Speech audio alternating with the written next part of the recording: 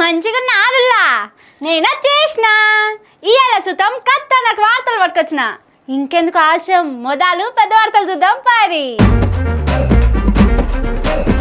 ఎప్పుడు తీరుతాయి యూరియా కష్టాలు, నిరీక్షించి నీరసించుతున్న రైతన్నలు.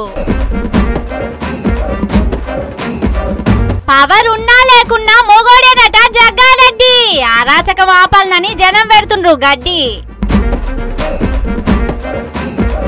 కాంగ్రెస్ అంటేనే కరెంట్ అన్న బట్టి, ఒక్క డైలాగ్ నే అందరూ పట్టిండ్రు బట్టి.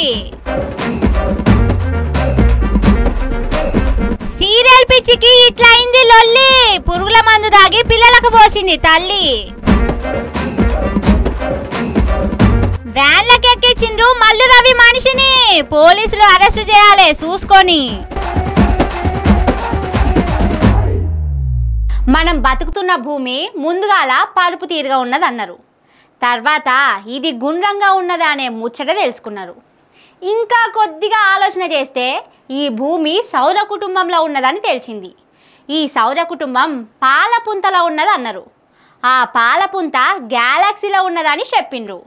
అట్లాంటి గ్యాలక్సీలు విశ్వంలో కోటాను కోట్లు ఉన్నాయనేది కనుక్కున్నారు. ఏంది పిల్ల వార్తలు చెప్పకుండా సోషల్ పాఠాలు చెప్తున్నది అనే కదా మీరు చూస్తున్నది. అగో ఆ విశ్వం అంత పెద్దది మన తెలంగాణలో యూరియా కష్టం. కాంగ్రెస్ సర్కారు ఉన్నన్ని రోజులు కథమేతట్టే లేదు. నాగేశ్వరరావు గారు అసలు యూరియా కొంటనే లేదని అంటున్నాడు. ఇప్పుడు వచ్చేసరికి మొత్తం లేదు. అక్కడ పెట్టిన వాళ్ళందరూ ఫాల్తు వాళ్ళట, రైతులు కాదట. బ్లాక్ లో 400 కోట అమ్ముతుంది, బ్లాక్ లో అమ్ముతుంది. మళ్ళీ బ్లాక్ లో ఎట్లా పోతుంది? బ్లాక్ లో 400 రూపాయల కోట ఎట్లా అమ్ముతుంది? మళ్ళీ సొసైటీకి వచ్చేది మన జిల్లా హెడ్క్వార్టర్కి ఎంత? మాకు ఇయ్యల్లా బేస్తారము మళ్ళా బేస్తారం వరకు యూరియా అనేది కొరత ఏడా ఉండకుండా చూడు ఉన్నది అనుకో.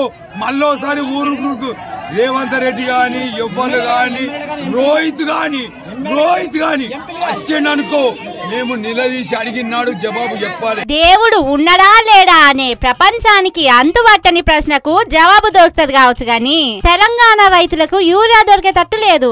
చూడుర్రి ఎట్లా చెట్ల కింద వండుకొని ఎదురు చూస్తున్నారో యూరియా కోసం. ఒక కేంద్ర మంత్రి ఏమో యూరియా కొరత నిజమే, కొద్దిగా ఇబ్బంది ఉన్నది అంటున్నాడు. ఇంకో రాష్ట్ర మంత్రి ఏమో బీఆర్ఎస్ పార్టోళ్లు బ్లాక్ మార్కెట్ లా అమ్ముకునే తానికి స్టాక్ చేసుకుంటాండ్రు అని నోటికొచ్చినట్టు మాట్లాడుతున్నాడు. అంతేగాని రైతులకు యూరియా అక్కర తీసే పని మాత్రం చేస్తలేరు. ఒక్కొక్కరు ఒర్రి చేస్తాండ్రు యూరియా బస్తాల కోసం. ఏడాదిలా నీళ్ల కోసం తిరిగినట్టు కాళ్ళు నొయ్యంగా కడుపులు గాలంగా కిలోమీటర్ల దూరం నుంచి వచ్చి వెనకకు పోలేక సొమ్మసిల్లిపోతున్నారు. ఇసుకను నలిచి నూనె విండొచ్చు, నీళ్లతోని నిచ్చెన తయారు చేయొచ్చు, ఉన్కతోని తాడు వేనొచ్చు గాని యూరియా సంచిని వందుడు మాత్రం కష్టమైతున్నది తెలంగాణలో. రైతులు ఇంత తిప్పల పడుతుంటే వ్యవసాయ మంత్రి ఏం చేయాలి? ఢిల్లీకి పోయి సరిపోను యూరియా సప్లై అయ్యేటట్టు చేయాలి గాని మైకు ముంగట తేరగా కూసోని ధర్నాలు చేసేటోళ్లు అసలు రైతులే కాదని సిగ్గిడిసి అంటున్నాడు. కాంగ్రెస్ పార్టీ ఉన్నన్ని రోజులు ఈ యూరియా కష్టాలు తప్పేటట్టు లేవు, ఎట్లరో దేవుడా అని నెత్తి నోరు కొట్టుకుంటున్నారట రైతన్నలు.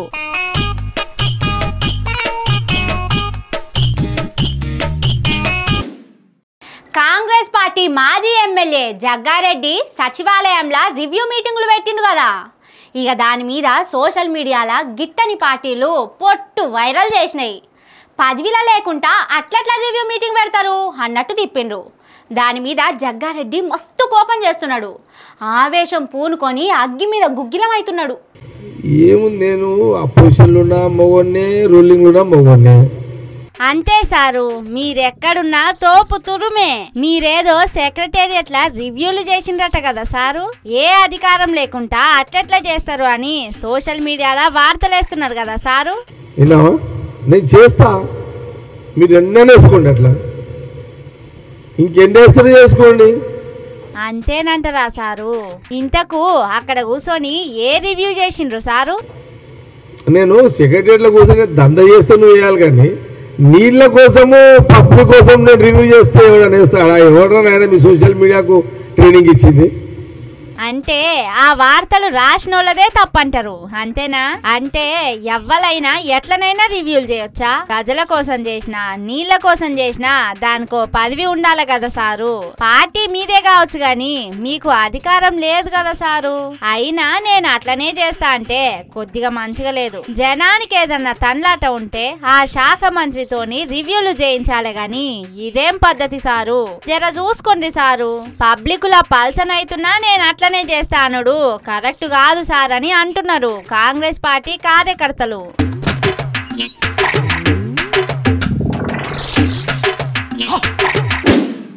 నలుగురు నడిస్తే బాట అవుతుందని అంటారు పెద్దలు. అంటే ఒక్కళ్ళు నడిస్తే కాదనా? ఒక్కళ్ళు నడిచినా బాట అవుతుంది, కాకపోతే ఎక్కువ సార్లు నడవాలి. అట్లనే అబద్ధం కూడా అంతే. ఒక్కసారి చెప్తే కుదరది, ఊకే ఊకే చెప్తే అబద్ధం నిజమవుతుంది. అదే పని ముంగటేసుకున్నట్టున్నది కాంగ్రెస్ పార్టీ. మన ఉప ముఖ్యమంత్రి భట్టి సార్ ఏమంటున్నాడో ఈనుర్రి. కాంగ్రెస్ వస్తే కరెంట్ ఉండదు అని బాగా ప్రచారం చేశారు. బహుశా ప్రచారం చేసినటువంటి వాళ్ళకి ఉన్నది లేనట్టు లేనిది ఉన్నట్టు భ్రమలు కల్పించి ప్రజల్లో బతకడం బాగా అలవాటైనటువంటి రాజకీయ పార్టీల నాయకులు. వాస్తవంగా కాంగ్రెస్ అంటేనే కరెంటు, కరెంట్ అంటేనే కాంగ్రెస్. అవును సారు, ఉన్నదాన్ని లేనట్టు లేనిదాన్ని ఉన్నట్టు మీరు చెప్తలేరు సారు. అసలు మీ కాంగ్రెస్ పార్టీల నోట్ల నుంచి అబద్ధం అనేదే రాదు. మీ అంత శుద్ధపూసలు ఇంకోళ్ళు ఉండదు సారు. అవు సారు, మీరు చెప్పినట్టు కాంగ్రెస్ అంటేనే కరెంటు, కరెంట్ అంటేనే కాంగ్రెస్. కానీ ఆ ముచ్చట జనంకు అర్థమైతలేదు సారు. అందుకే ఇగో గిట్ల సెల్ ఫోన్ల టార్చ్ లైట్లు వేసుకొని సబ్ స్టేషన్ల ముంగట నిలబడి ధర్నాలు చేస్తున్నారు.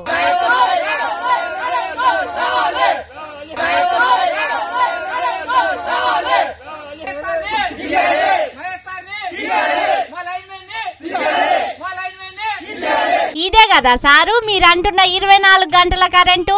ఇదే కదా సారు మీరన్న కాంగ్రెస్ అంటేనే కరెంటు, కరెంట్ అంటేనే కాంగ్రెస్? మీరు మస్తు మంచిగా కరెంటు సప్లై చేస్తున్నారు గాని కాంగ్రెస్ అంటేనే గిట్టనోళ్లే దుష్ప్రచారం చేస్తున్నారా సారు? అబ్బా ఎంత మాట అంటది సారు. గూడాలకు ఆదివాసీ తండాలకు గిట్లనే ఇండ్రి సారు కరెంటు.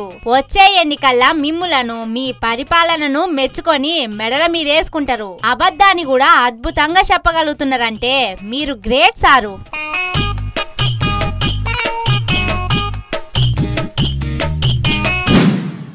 కయ్యం పెట్టింది రో కలరు టీవీ ఇంట్లోకొచ్చి, కయ్యం పెట్టింది రో కలరు టీవీ ఇంట్లోకొచ్చి, దయ్యం పట్టింది రో నా పెండ్లం పోరలకు, దయ్యం పట్టింది రో నా పెండ్లం పోరలకు. హగో టీవీలు పల్లలకు వచ్చిన కొత్తలా గద్దరన్న రాసి పాడిన పాట. ఇప్పుడు టీవీ మోజు తక్కువయ్యి సెల్ ఫోన్ సోకు పెరిగింది. అయినా ఊర్లలో ఉన్న టీవీలు చేయబట్టి ఆడోళ్ళ ఆలోచనలు మస్తు మారినాయి. టీవీ కయ్యం పెట్టుడే కాదు, పానాలు తీసినంత పని చేసిందులా. ఓరిని సీరియల్ మునిగిపోతే కదనే తల్లి 2 పానాలను ప్రమాదంలో పడేస్తే కదనే అవ్వా. ఎందుకు వచ్చిన సీరియల్, ఎవనికి పుట్టిన సీరియల్? తల్లికి ఉన్న సీరియల్ పిచ్చికి కన్న కొడుకు పానం పోయే కాడుకొచ్చింది. ఇంతకు ఏం జరిగింది అనేది సీరియల్ పిచ్చితోని పానాల మీదకి తెచ్చుకున్న గీ అక్క భర్త చెప్తున్నాడు ఇనుర్రి. చికెన్ తీసుకొని ఇంటికి పోయినాం. ఇంటికి పోయి ఆ చికెన్ మా భార్య పోయి ఇవ్వడానికి పోతే నేను ఆల్రెడీ కూర వండేసిన, కోడిగుడ్డు కూర అవి వండేసిన అని చెప్పేసి అంటే సర్లే ఇది ఫ్రిడ్జ్లో పెట్టే, పొద్దున వండేసి ఇది ఫ్రిడ్జ్లో పెట్టేసాను అంటే సర్లేండి అన్నది. నేను బయట పోయినా, కాలు చేతులు కట్టుకున్నా, ఇంట్లో వచ్చిన.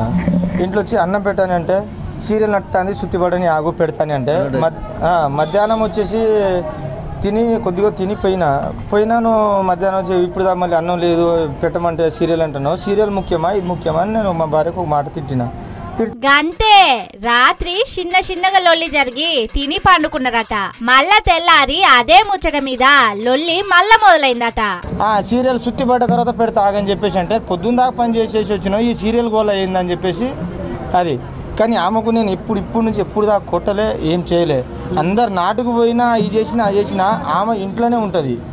ఇంటికాడ నుంచి వేరే పని కూడా ఇన్నరా పనికి పంపకుండా ఇంటికాడనే ఉంచి గౌరవంగా సాగుతున్నాడట. అంత మంచి భర్త పని చేసి చేసి ఇంటికొస్తే తిండి పెట్టను సీరియల్ నడిమిట్లా అడ్వర్టైజ్ వచ్చినప్పుడు పెడతా అంటదా. ఆ సీరియల్ పోతే మళ్ళా రాదా? అయినా అది చూడకుంటే ఇల్లు గడవదా? లొల్లి పెద్దగయ్యే వరకు ఏగలేక భర్త ఏరేకాడికి పోయిందట. పడుకొని పొద్దున్న లేచి తిడతాంది. ఈ అమ్మ నైట్ అయిపోయింది మళ్ళీ పొద్దున్న ఎందుకు తిడుతున్నావు ఏంది అది అని చెప్పేసి నేను పోయి ఇంటి వెనుక పోయి పత్తి చేను దగ్గర పోయి కూర్చుంటే ఇక తర్వాత ఇల్లు ఏదో కూడా ఏదో చేసుకుంటారు. ఆ చైర్ సౌండ్ వినిపిస్తుంది. పిల్లగాళ్ళు కూడా ఏదో అరిచినట్టు వినిపిస్తుంది. నేను వెంటనే ఉరికి రాగానే పిల్లగానికి తాపిచ్చింది.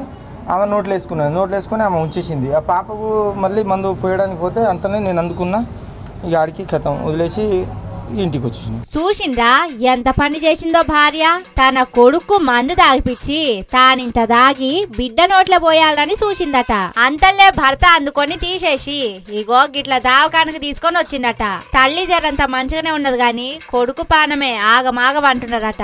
నీ సీరియల్ మొఖం అంగడి పోతా కదనే ఎవరిని బతికిచ్చే సీరియల్ తల్లి. ఆ సీరియల్ చూడకుంటే దాంట్లో నటించేటోళ్ళు ఎవరనొచ్చి కొడతారా? వంటలక్క, సావిత్రి, జయమ్మ, రాములమ్మ కంటే ఎక్కువ కష్టం వచ్చిందా తల్లి నీకు? ఎంత పని చేసినావు తల్లి.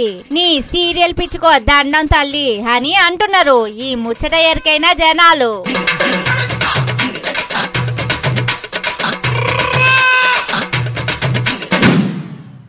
అప్పుడప్పుడు పోలీసు వాళ్ళ పని ఆగమాగా ఉంటది. వెనక ముందు చూడకుండా కొడతారు. ఆ తర్వాత అదే నువ్వా అడవయ్యా మరి ఆ ముచ్చట ముందే చెప్పొచ్చు కదా అని తర్వాత సమర్థించుకుంటారు. పోలీసు వాళ్ళు చేసే పొరపాట్లు జనమే అన్నట్టు చేస్తారు. ఎందుకంటే వాళ్ళ తాన పవర్ ఉంటుంది కదా.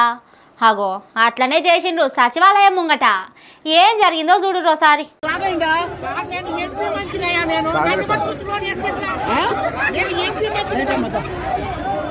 చెప్పాలి కదా గుంజేటప్పుడు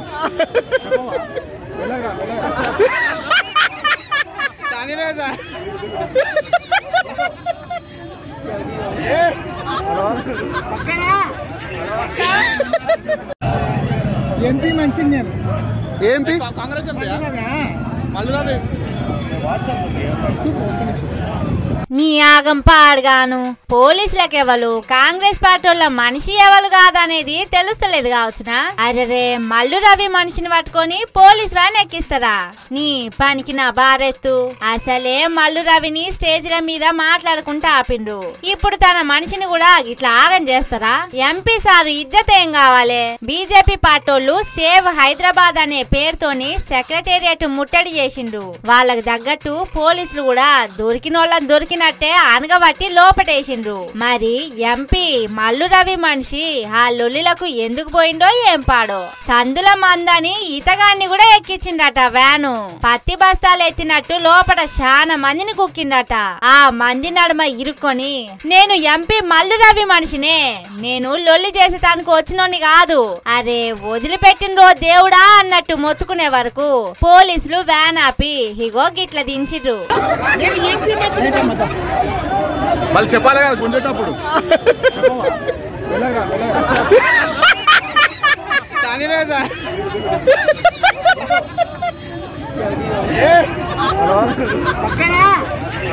బలవంతంగా వ్యాన్ ఎక్కించిన పోలీసులు చూడుర్రి ఇక ఎట్లా నవ్వుతున్నారో. కిచ్చర నవ్వుకుంటా కిందికి దించిండ్రు. లోపలికి ఎక్కించి మంది నడిమిట్ల కుక్కేదాకా ఏం చేసినావు ముందుగానే చెప్పాలి కదా అని ఉల్టా పోలీసులే అంటున్నారు. ఎంపీ మనిషి అంటున్నావు, ఏది చూపెట్టు సాక్ష్యం అని అడిగి తర్వాత వదిలిపెట్టిండ్రు. భలే గమ్మతున్నది కదా ముచ్చట. కాంగ్రెస్ పార్టీ పరిపాలనలా కాంగ్రెస్ పార్టీలనే అరెస్ట్ చేస్తున్నారంటే చూడుర్రి సర్కారు చక్కదనం ఎంత గందరగోళంగా ఉన్నదో.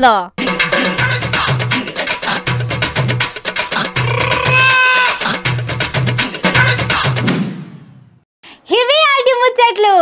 ఇంకిన్ని మస్తు ముచ్చట్లతోటి మళ్ళీ వస్తా. చూస్తూనే ఉండుర్రి మన తీన్మార్. ఇదే అసలు తీన్మార్.